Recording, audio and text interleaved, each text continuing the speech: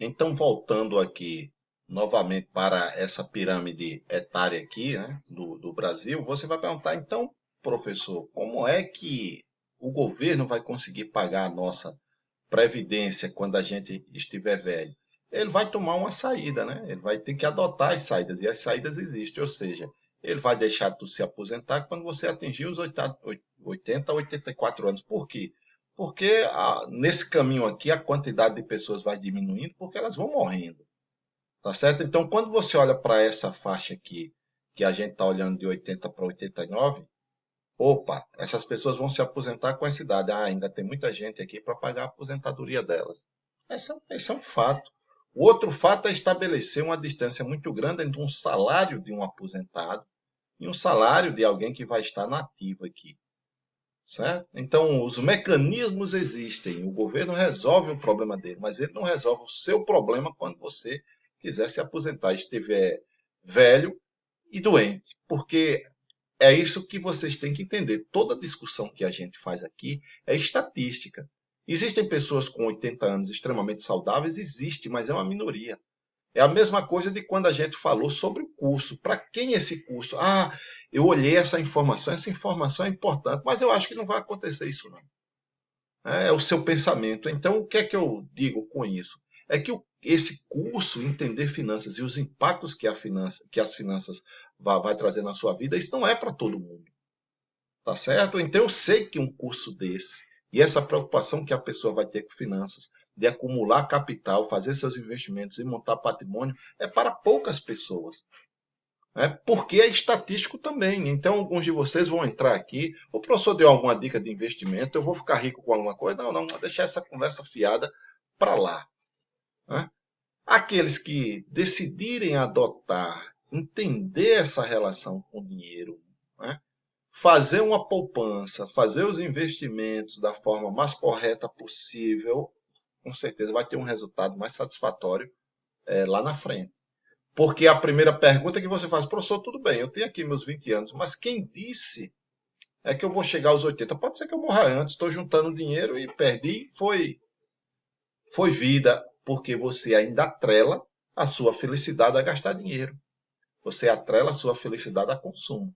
E assim, se você gastar tudo o que você ganha, a gente vai fazer essa discussão mais na frente, você está apostando que você vai morrer cedo. Porque se você ficar velho e doente, aí a sua vida vai ser muito penosa.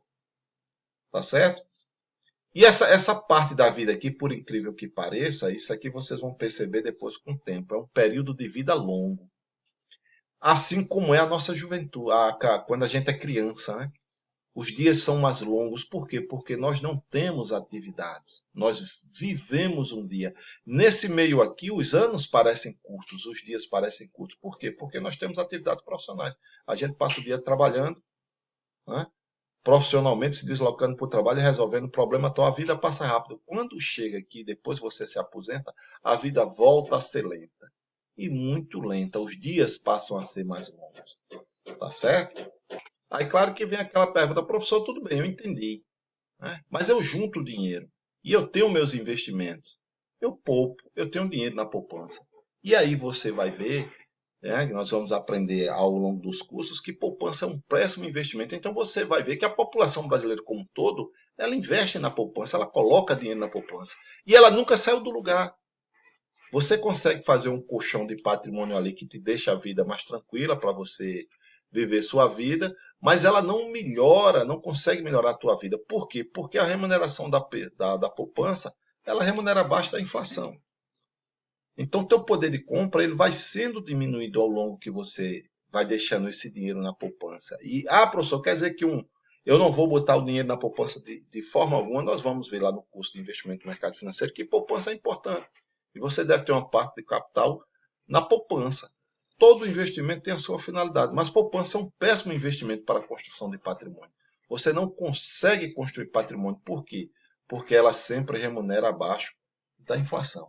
Outra coisa que você tem que entender é que a expectativa de vida do brasileiro tem aumentado, tá certo? Se a expectativa de vida do brasileiro tem aumentado, é aquilo, você precisa ter um colchão financeiro bom para manter a tua velhice com dignidade, né? eu posso também trabalhar para manter uma vida tranquila aqui para meus filhos e netos. E a grande preocupação que aparece hoje é para onde vai o mundo do trabalho com a inteligência artificial? Como é? Vai ter emprego para todo mundo mesmo? Como é que vai ser resolvida essa questão da massa populacional e da queda constante dos empregos disponíveis, porque nós temos máquinas e inteligência artificial ocupando o espaço do trabalhador? Tá certo? Então nós temos que criar, né, uma condição de que, independente do panorama que trace aí no futuro, a gente esteja um pouco tranquilo, porque a gente tem um certo patrimônio acumulado. Então nós vamos agora tentar responder essa pergunta. Qual o bem mais precioso de um indivíduo? Claro que se você for olhar para um pai ou uma mãe, ele vai responder: é o meu filho. Mas vamos esquecer essa parte, vamos supor que você ainda não é pai nem é mãe, e você está olhando para você como pessoa, né? Então, o bem mais importante do indivíduo, não tem o que discutir, é o tempo. Então você veja que a nossa vida é uma eterna briga contra o tempo. Verifique as pessoas quando estão no final da vida, quanto de recursos elas gastam para tentar ficar vivo mais um ano, mais 6 meses, mais 3 meses. Entendeu? Então a gente tem que entender o seguinte: o tempo ele é limitado. Certo? Todos nós temos o tempo limitado. A gente não sabe ainda quanto de vida a gente tem para frente, mas ele é limitado, ele não é infinito. Eu não consigo estocar. Então, se eu estou aqui nesse intervalo de tempo gravando esse áudio, eu não posso fazer outra coisa. E depois que passar esse tempo, eu deixei de usar esse tempo para fazer qualquer outra atividade ou aproveitar de qualquer outra forma para estar gravando esse vídeo. Então, eu não consigo estocar o tempo, ele é irrecuperável, certo? E eu tenho como tempo disponível apenas o presente. Essa questão de nós termos como tempo disponível apenas o presente é que nos leva à condição de querermos, né, do imediatismo, né? Querer consumir toda a minha receita que eu recebo, eu tenho que consumir agora, certo? Eu não tenho aí preferência temporal, que a gente vai entender isso, o que é preferência temporal. A preferência temporal é você deixar de consumir agora para poder remunerar esse capital, para lá na frente você consumir um bem ou um serviço numa condição bem melhor do que você teria consumido anos atrás, né? Então, essa preferência temporal de você não consumir agora para consumir depois, ela vai te trazer essas vantagens, certo? Mas, como o tempo disponível é apenas o presente, e realmente a gente não sabe se estará vivo amanhã, nós queremos consumir, nós queremos viver o tudo hoje, né? O tudo hoje. Então veja, ó, a pessoa que acumulou capital, que tem um certo patrimônio, essas pessoas que estão com capital disponível, com dinheiro disponível, o tempo é amigo. Por quê? Porque você remunera o capital ao longo do tempo. Mas eu sou uma pessoa, e você está olhando para você e diz: mas professor, eu não tenho capital, eu não tenho dinheiro guardado, eu não fiz nenhum investimento, eu tenho apenas dívidas. Então, se você tem dívidas, o tempo será teu inimigo. Por quê? Porque quanto mais tempo passar, mais esse tempo vai consumir seu patrimônio através dos juros. Certo? Então você tem que entender isso. A taxa de juros alta e tempo, eles são amigos de quem tem capital. De quem não tem capital, o tempo passa a ser o seu inimigo. Agora veja, se o bem mais precioso da gente é o tempo, como é que eu crio uma condição na minha vida onde o tempo vai ser danoso para a minha evolução? O tempo passa a ser meu inimigo. Entendeu? Estou com meu cartão de crédito e tem que virar, tem que não sei o que, virou e não sei o que, eu consigo pagar. Olha para onde é que vai a tua qualidade de vida. O nível de estresse que você está submetido quando você tem dívida. Então a gente normalmente se endivida, por quê? Porque ganhar dinheiro não é fácil. Ganhar dinheiro é extremamente difícil. E por que quando ganhamos dinheiro, nós não trabalhamos com a preferência temporal e vamos imediatamente gastar esse capital? Se não é fácil, né, ganhar, por que é tão difícil poupar?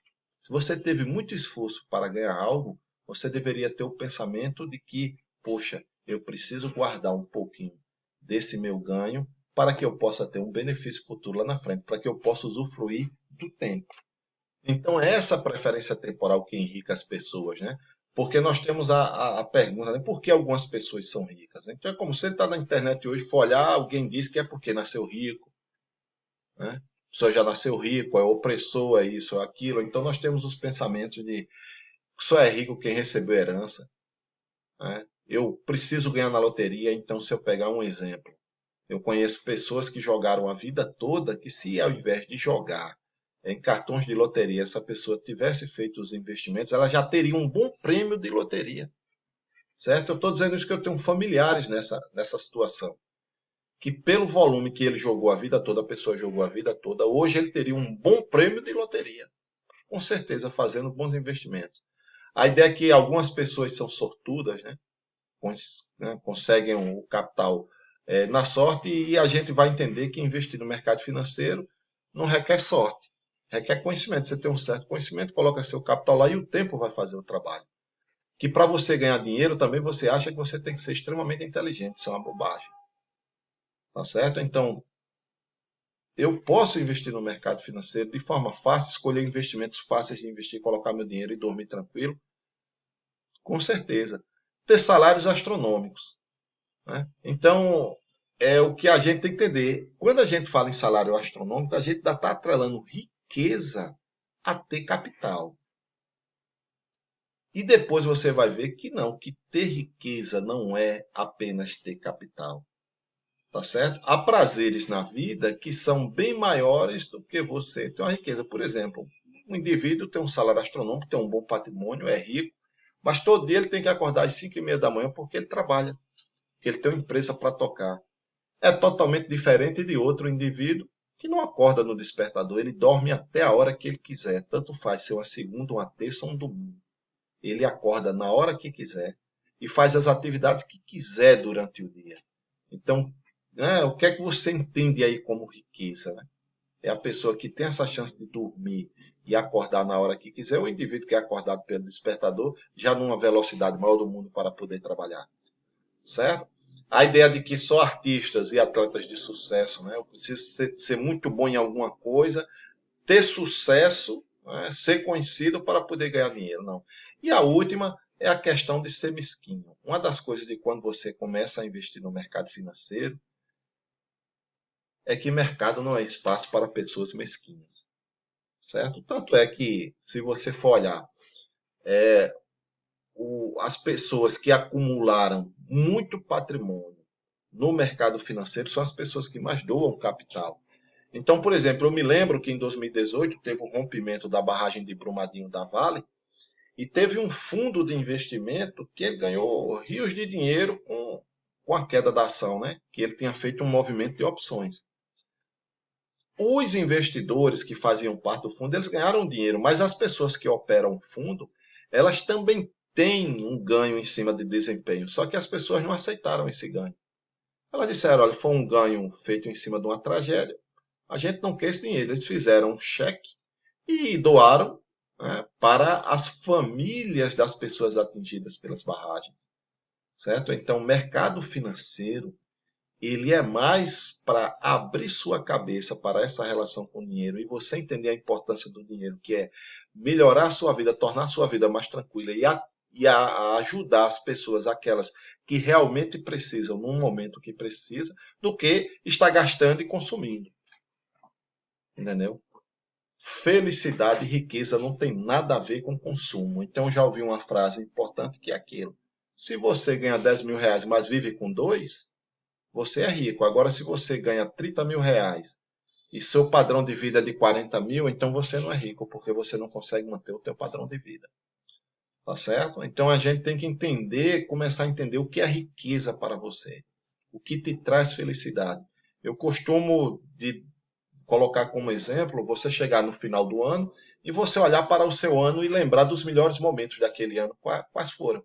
Você vai ver que os melhores momentos, os momentos que você esteve mais feliz, não está relacionado a consumo, a você ter dinheiro, certo?